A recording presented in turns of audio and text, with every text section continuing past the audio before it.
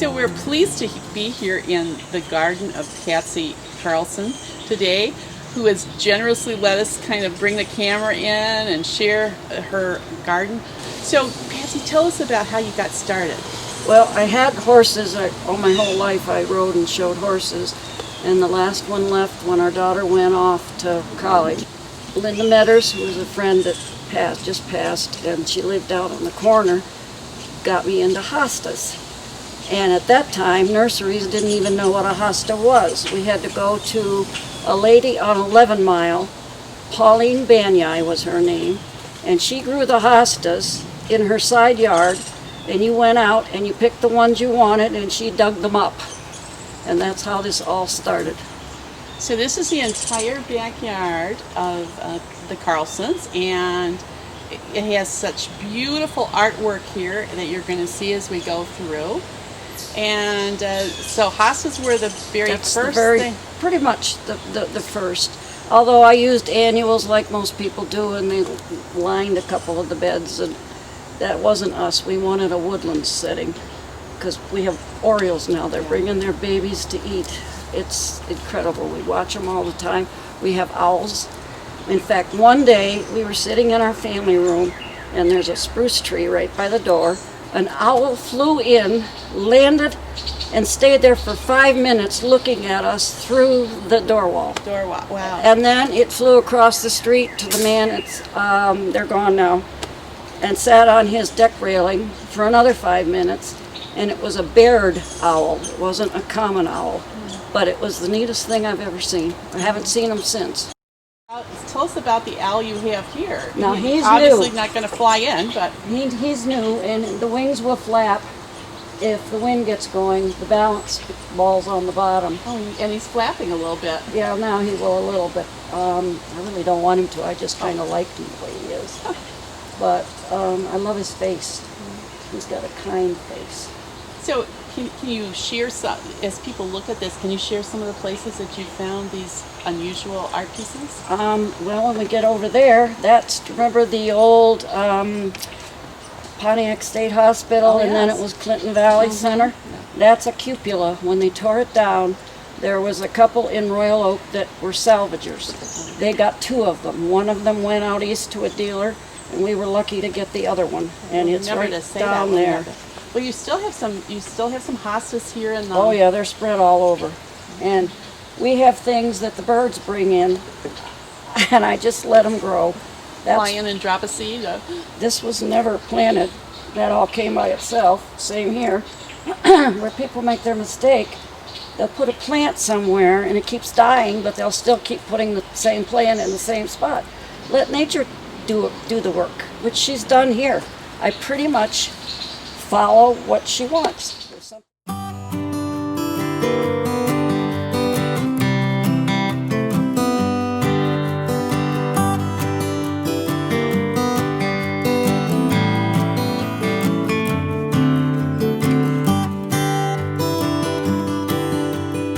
I don't know what it is.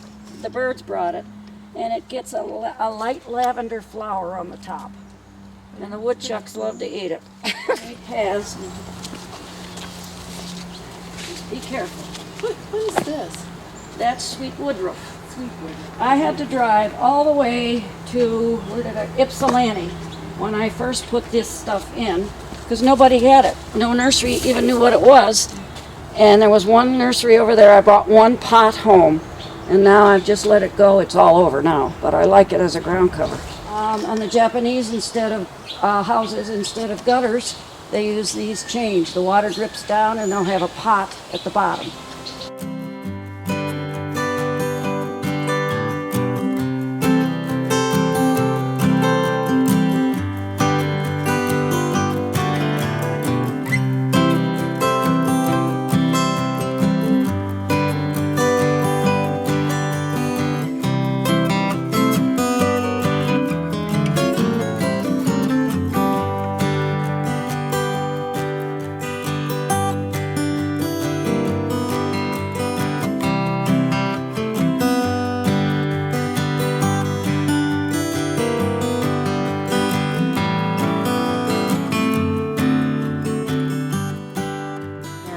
What is that? That's fuchsia. Oh, okay. See, that's in the basket. That's a Oh, fuchsia. okay. And now this is it Brunaria? Yeah. No, these are hellebores. These are hellebores. Brunarias are over here. Okay. That's a Brunaria back there. Anything natural, I just love. And where nature puts it, I leave it there. I broke a bird bath. I was going to try and have them all clean for you, but ran out of time. And so I decided to try and make it. Chipmunks love it. They come in here and will drink out of that half bird bath. I've got it braced, but I see. twice. I see. Because if that comes down, whatever's under it's gone. Okay, these are all Brunarias, all different. Blue, right? Pardon? Are they blue? Some are blue, some are white. They're all different kinds. You can see the different color in the leaves. Like this one is more white, that one's more green. And then these, I use a lot of tropicals in my pots. Tropical was what I was trying to think of. Was a Yeah, banana. tropicals. Yeah, that's a banana tree too. This is this is a barn aerator from Ontario, Canada. It would sit on top of the barn, and the air would go up and then down through the barn, so that they had air in the barns. And I just liked him because he looks like an Amish man, and it goes with kind of the farm thing. So that's interesting. And then, sorry, you're gonna have to duck a few things, but snake branch, something or other. Tree. It's a spruce, and there are a couple dead I'm gonna have to get out of there because it's not getting enough sun. Up higher, you'll see more of it, Yeah, I do. which is fine with me. I'm not a fussy. It's just I love to come out here. I bring these in at night because I'm gonna overwinter them. But look at the roots on that. They almost look like a jade plant or something like that. Yeah. But the leaves obviously are not. But Actually, in Australia, they have trees that kind of grow like that, with these roots up out of the ground. But isn't that unusual? you know what it is, or you? No, I haven't got, but I didn't care. Okay. It's one of those. It's just interesting. Yeah. If I see that, that's all open, and very little water, almost no water. Well, that's.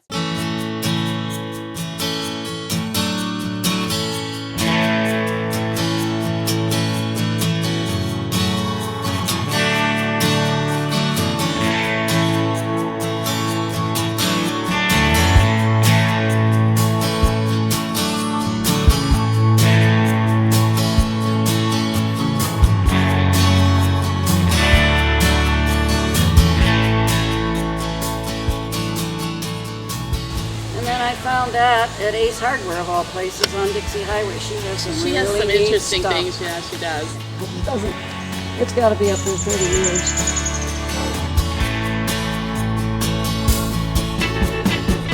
So what is this tree or bush? This is unbelievable. That's a magnolia, a Hypaleuca magnolia. I bought that from Golden Walsh years and years ago when he had good stuff, and it was 8 feet when I put it in.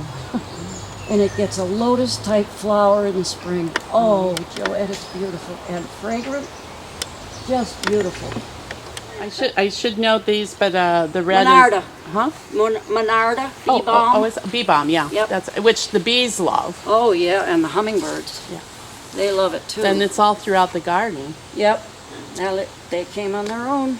I just Oh, really? I let them grow, and I call the little white ones starflowers.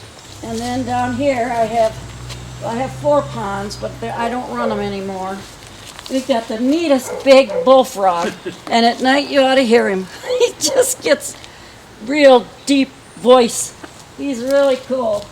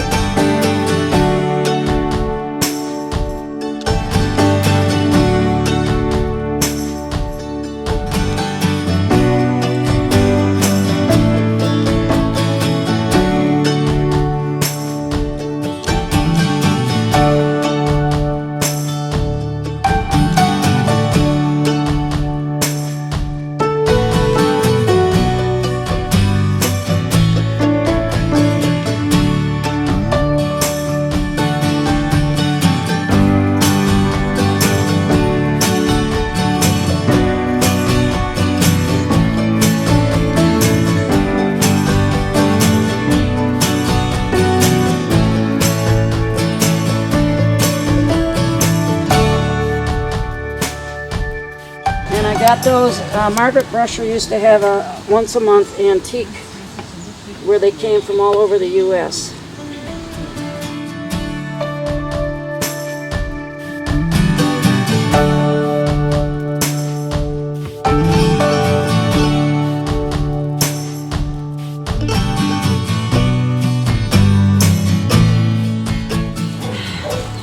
You can see how it comes out. It's just a really neat. It looks like it's trying to make a flower, and then the ripcord just kind of comes from. Yep, it looks like just like a jack in the pulpit, but it has a whipcord instead, which I think is so cool. I got to tie that vine up too. Is that a small Katsura tree? Nope, these are red buds. Oh, okay. This is a weeping red bud. I've got quite a few through the yard, which I really like. The top is bottle brush too, right? Yep, yep, it's all bottle brush. Yep, and it's hardy as heck. So and the deer won't eat that either. And I didn't plant any of this astilbe. I planted nothing, except in the beds. It came down here on its own, and that's where it wants to stay and grow, so I let it alone. I've even got it growing in the driveway. I'm not kidding. The astilbe is always delicate and pretty. I love it.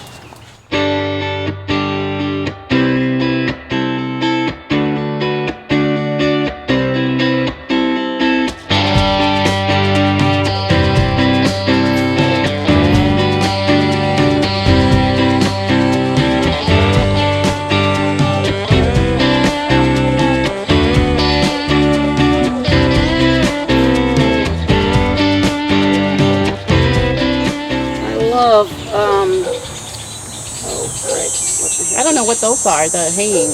They're also, I don't know the name of those either, but I liked it. Succulents, though. They're succulents. Yeah, I love succulents, but you have to be careful. They're temperamental. They're very temperamental. And then there's owls in there. I've got him sitting in a driftwood. And then you've got this owl, and there should be one more somewhere.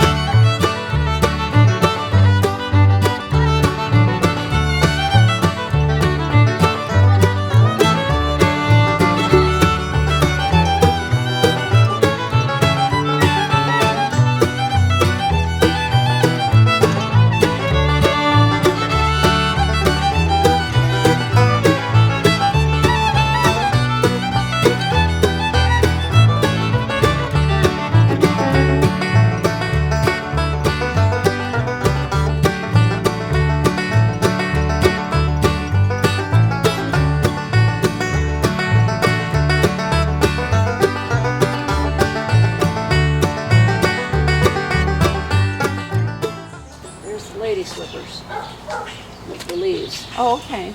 And I cage it because I don't want anything to happen to it. The rabbits are big this year, really. You're not kidding us. Oh, that one, that is extremely rare. That is an Engelmann snake spruce. And it's a specimen. It belongs to me because of the way it grows. See how when it comes down, sparse. It's sparse, and that's how it's supposed to grow, is to it. And I put this bed in last year. Don't ask me what's in it, but yeah. Well, it's coming from the east, and you gotta see Spotty Dotty. Yeah, I just put this bed in. This is brand new, except Spotty Dotty. I see it, and it is so. Look at all the baby toads. I don't want to step on you guys. But. So what is Spotty Dotty? It's called Spotty Dotty. And it's a mayapple, but it's an Asian mayapple. Oh. And in the spring, it's the first time now, it's been in here, oh my gosh, I'll bet 8 years, and it's only been 2 leaves. And now this year, for the first time, it's branched on both of them. So we got the second one, and it bloomed. These were this long, bright purple, like bells. It was beautiful. I didn't want flowers in all the pots. I see. So I used the bells. I'll just take it out. We'll fix it later. And I've anchored it. They would have been eaten when they were that size, which is what's been happening all summer. So what is it? It's called Rogersia.